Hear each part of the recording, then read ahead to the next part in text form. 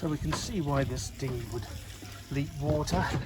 As you're going along, we can see this has all come away. I mean, I've peeled it back some more in preparation, but we can see all the dark in there where the water's managed to get into the wood. So I've peeled it right back inside and on the side as well here,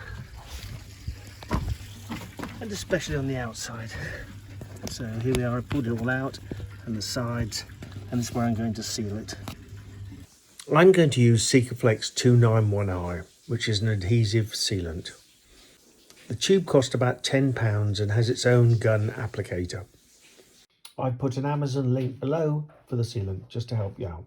As you can see, I opened up the seam using a chisel, making sure I got into the corners. The next step was to mask off the wood with masking tape. Squeeze the sealant deep into the groove all the way round, using the corned beef key to squeeze the sealant out of the tube.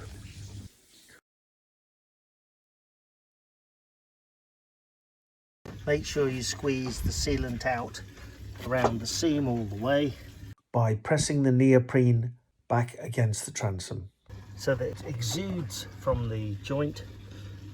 Use the back of a chisel or a flat surface. As you can see from the table of the curing speed, that it's best to leave it a few days to cure.